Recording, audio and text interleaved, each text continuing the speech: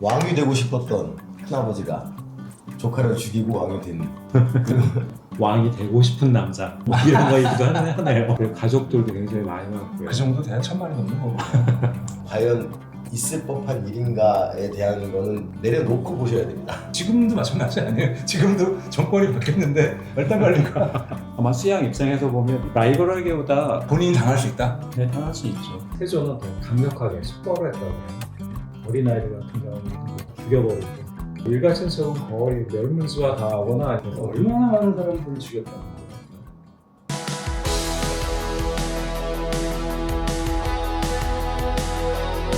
안녕하십니까. 우리가 모르는 우리 역사 우모사의 백승창 PD입니다. 안녕하십니까. 저는 보토 박찬희입니다. 네, 반갑습니다. 네. 안녕하십니까, 최준현입니다. 오늘 저희의 주제는 조선 역사에 한 획을 걷던 세조의 이야기입니다. 세조는 영화에 나오지도 않더라고요. 세조와 단종의 이야기, 특히 그 단종이 그 영월에 유배된 이후 백성들과의 삶과 애환을 그린 왕과 함께 사는 남자? 왕과 사는 남자. 왕과 사는 남자. 과연 세조의 진실은 무엇이었는지. 왕이 되고 싶었던 큰아버지가 조카를 죽이고 왕이 된 그럼 속이네요. 왕이 되고 싶은 남자 뭐 이런 거이기도 하네요. 아침 일찍 가서 봤는데 자리 거의 다 찬 거예요. 그렇구나. 그리고 가족들도 굉장히 많이 많고요. 그 정도 돼야 1000만이 넘는 거고. 혹시 영화에서 좀 말이 안 되는 설정을 해가지고 그랬던 기억나는 거 있으세요? 왕이 뭐 이렇게 평민들하고 이렇게 섞여 산다는 설정 자체가 뭐 과연 있을 법한 일인가에 대한 거는 내려놓고 보셔야 됩니다. 그냥 그 영화 자체가 재미있는 거고 그 흠을 찾으려고 하면은 뭐 영화가 재미있을 수가 없죠. 저는 영화 굉장히 재밌게 봤거든요. 네. 재밌게 봤는데 어떤 일정한 장면에서는 논쟁이 좀 있을 수 있겠다. 역사학자라든가 이런 분들이 뭐라 얘기를 할 수도 있겠다 하는 부분들이 약간 좀 있었어요. 어떤 부분들이 역사학자로서 좀 논쟁이 있을 것 같다고 생각을 하셨어요? 만약에 전 역사학자는 아니지만 만약에 역사학자가 아니고 그냥 보뚜고? 네, 그냥 좋아하는 역사를 좋아하는 사람 입장에서 보면 그러니까 예를 들면 이제 어몽도 같은 경우에 영화에서 보면 촌장으로 나오잖아요. 하나 백성 마을에 이제 촌장으로 나오는. 그게 유해진 씨가 역할을 했던. 유해진 씨의 역할을 네. 했던. 근데 보면 이제 어몽도가 이제 촌장은 아니고 기록상에 보면 뭐 향리라든가 향내 우두머리였던 호장이라든가 일종의 중간 관리로 봐야 맞는 것 같은데. 네. 근데 영화에서는 영화 설정이 이제 백성들하고 밀접한 관계를 설정하다 보니까 그래서 그런지 거기에서 이제 촌장으로 나오는 또 이런 부분들이 사실하고 좀 맞지 않는. 왕과 백성이 함께 지내는 모습, 거기 저도 보니까 이렇게 밥상도 갖다 드리고 뭐 문안도 드리고 뭐 축하하고 그러잖아요. 그게 중요한 얘기이기도 하고, 그죠? 왕을 걱정하는 그런 것. 물론 이제 그 동네가 뜨기 위해서 지금 작전 피고 있는 거에 순진한 마음은 있지만 그런 상황이잖아요. 그러면은 일단 아무리 유배를 갔어도 단종은 왕입니까? 유배 갔을 때 그 상황의 위치를 박탈당하죠. 강봉이라고 해서 위치를 격화시켜서 군의 위치로. 근데 군은 왕은 아니고요. 아래 위치에 있으니까.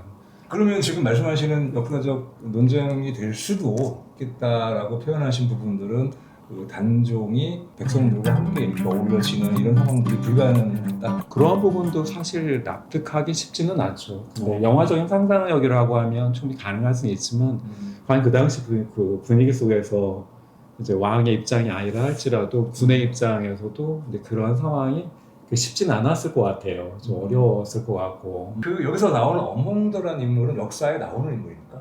역사의 나중에 기록에 나옵니다. 정부에서도 그 당시 상황을 파악하기 위해서 시간이 좀 지난 일이죠. 그래서 자초지종을 알아가는 과정에서 어몽도라는 인물이 나오고 이제 했던 행적들이 나오게 돼서. 그러면은 공식적인 관리였네, 나름대로는. 그래서 역사학자들이 촌장이라고 설정을 하면 좀 문제가 있다라고 얘기를 하는 부분은 그런 지점인데. 영화적 상상력이기 때문에 굳이 따질 필요는 없지만 나름 의미가 있는 지점이네요. 왜냐면 이게 역사적 상황으로 보면 관하에 있는 네, 그렇죠. 그런 우두머리가 사또 밑에 네네네. 격이었기 때문에 만약에 관리의 입장이라면 얘기의 방향도 약간 달라지게 되겠죠.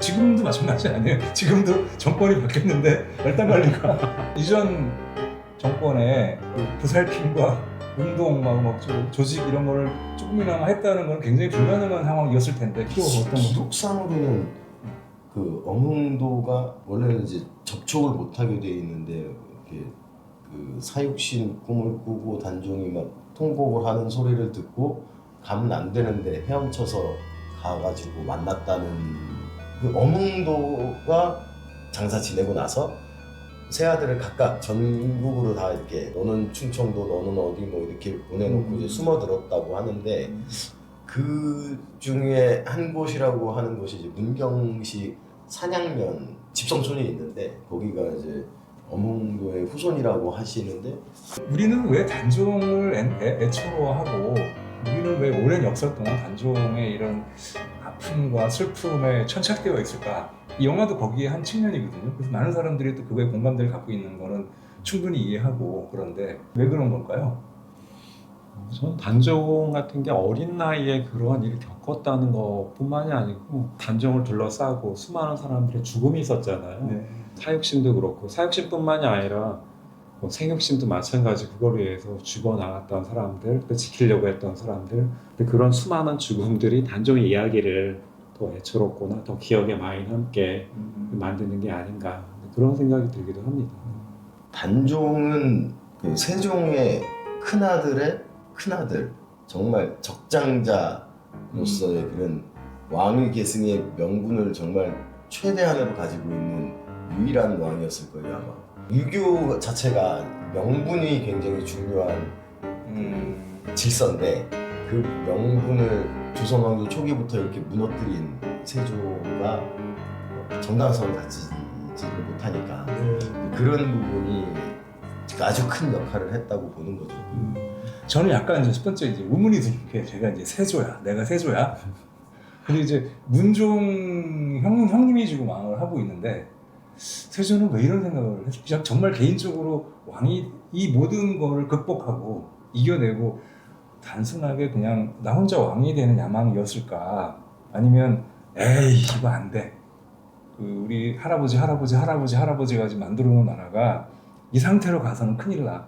뭔가 계속 유지를 하려면 좀 더 강력한 왕권이 필요하고 뭐 이렇게 생각할 수도 있잖아요. 좀 대의 같은 거를 굳이 찾는다면 그러기에는 세종 때 워낙 국가가 안정이 되고 발전을 하고 그거를 문종이 잘 이어받았고 또 문종도 사실 따지고 보면은 업무를 세종 후반 때는 굉장히 오래 봤단 말이죠. 그러니까 이제 그 천하가 다 잘 안정이 되고 국정이 잘 운영되고 있는데 쿠데타를 한 거니까요. 문종이 오래 주기를 못하지 않았어요? 올해 제위 기간은 길진 않았죠. 근데 문종이 아마 39에 세상을 떠났을 거예요. 그리고 세종의 집권 후방위 같은 경우에는 병이 많이 나가지고 세종도 시름시름 앓았잖아요. 가슴 병 많이 받고. 네네네. 그래서 문종이 많이 이제 일을 더 많이 하게 된 이런. 근데 문제는 그 당시에 단종을 둘러싸고 있었던 사람들을 보면 고명대신이라고 하잖아요. 근데 문종이 이제 승하하기 전에 어린 단종 잘 부탁한다라고 했던 대신들이 있어요. 김종서라든가 황봉이라든가 그 세종 때 내노라 했던 그 이제 점점 흥미로워지고 있죠. 근데 그 사람들이 이제 정권을 장악을 한 거죠.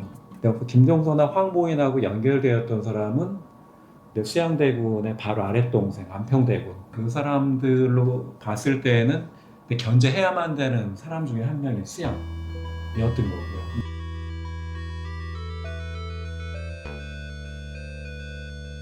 라이벌하기보다 김종서나 황보이나 워낙 힘이 훨씬 더 셌기 때문에 아마 수양 입장에서 보면 정권에 대한 의지나 이런 거와 별개로 또 있었을 것 같아요. 위기의식을. 아 본인이 당할 수 있다? 네, 당할 수 있죠. 그래서 이제 문종 때 그러니까 세종 후반이나 뭐 이럴 때 납작 엎드려 있었죠 뭐 거의. 그 야욕을 드러냈다라고 하면 바로 김종서가 그냥 그 수양을 쳐서 제거를 했을 거니까 그게 갑자기 이렇게 급발진하게 된 게 문종이 갑자기 그 빨리 승하를 하는 바람에 이제. 근데 아마 거기에 김종서나 황보인 같은 경우가 아마 세종이 만들어 놓은 유산의 하나거든요. 근데 의정부가 힘이 세게 만들었잖아요. 영의정, 자의정, 의의정 이런 사람들이. 근데 발언권이 세게 했던 게 세종이 추구했던, 그래서 왕권과 신권을 조화롭게 하려고 했던 게 세종이 추구했던 거거든요. 단종이 즉위하고 나서 원로 내신들의 힘이 이제 더 커진 거는 맞는 것 같아요. 심지어는 그 인사권 같은 거 굉장히 중요하잖아요. 단종한테 인사에 관련돼서 보고를 할 때에도 아예 후보자 중에 아예 거의 낙점해서 올려서 그 사람 뽑게 하는, 그래서 이러한 문제들을 아마 수양이 목격을 했었던 것 같아요. 또 자기한테 다가올 위험들 이러한 부분들을 감지하고 있었을 것 같고, 여기서 자기 나름대로 정치적인 결단을 했겠죠. 지금 벌어지고 있는 저 상황들이 본인한테 지금 어떻게 될지 알고 있기 때문에 예상을 하거나 그럴 수 있기 때문에 충분히 그럴 가능성이 보이기도 하고요. 수양대군이 자기 세력을 결집하기 시작을 해요. 내리 작업을 해서 자기 세력 규합을 하거든요. 그래서 세력 규합을 하면서 만난 사람이 한 명에, 그이면 한 명에도 만나게 되고, 기후정난의 한 명의 정의인지 신숙주와 함께 쿠데타 성공했다고 나오는데 네네, 거기에 측근 세력들이죠. 수양대군 편에 있었던 사람들이고요. 나중에 이제 그 사람들이 그 세조 때 다 한 자리 차지하고 권력의 한 축으로 세조의 정치 파트너로 같이 활동했던 사람들이거든요. 개유정난 같은 경우에는 그 수양대군 중심으로 해서 그 단종을 소위견 도피하고 있었던 그 대신들을 쳐낸 거죠. 자기 정치적인 라이벌일 수도 있고요. 근데 김동서를 죽이게 되고, 그 다음에 황보이나 이런 그 대신들도 죽이게 되고, 아까 말씀드린 것처럼 안평대군이 일단 유배를 보내게 되면서 권력을 완전히 장악을 하게 됩니다. 그 다음에 자기가 영의정도 하잖아요. 본인이 영의정도 하고, 그 다음에 이제 거기 인사권도 장악을 하고, 그 다음에 군사권도 장악을 하고, 모든 권력을 다 장악을 해요. 관직을 얻으면서. 근데 그렇게 되면서 거의 왕을 능가하는 권력을 쥐게 되거든요. 근데 이 김종서나 한 명에는 좀 결이 다른 것 같은데 신숙주 이런 분들은 다 세종대왕이 그 애제하던 저기 정인지 네. 이런 분들은 집현전학자 아니었습니까? 집현전 출신이야? 네, 세종 때 내노라는 그 관리들 신하들이 대부분 집현전 출신들이 많죠. 네. 그래서.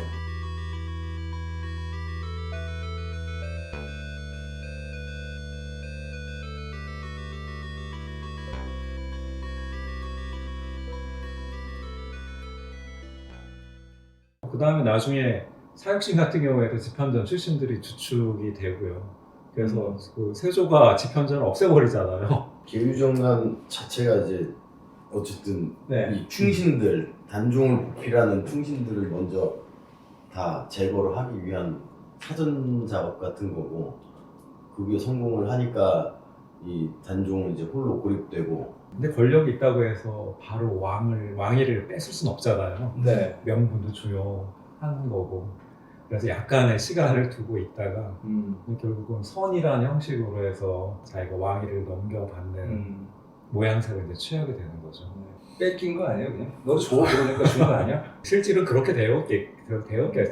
근데 표현은 그렇게 했을 뿐인데 실제로는 그 상황을 보고 뺏긴 거죠. 그거. 단종을 유배된 거는 그 문침에 받은 다음에 바로 보낸 건 아니고 좀 이따 보낸 건가요? 세조가 이제 왕이 되고 나서 그 다음에였을 거예요. 그 다음에 때 그 유명한 그 성삼문, 박팽년 이런 사람들이 중심이 돼서 이 단종을 다시 복위시키자. 단종 복위시키려면 당연히 세조는 제거를 해야 되는 상황인 거고. 그러니까 왕은 지금 단종은 지금 유배가 있고 성삼문, 박팽년, 허위, 하위지 이게 네. 유흥부, 유성은 옛날에 다 배웠던 건데 다 까먹었어. 보통 근데 조선시대 기록에는 사육신이라는 표현은 안 나오고요. 육신이라고 보통 표현을 많이 한다고 해요. 육신. 그래요? 근데 그게 이제 지금 우리가 얘기하는 사육신이거든요. 네. 육신의 이야기도 나오고요.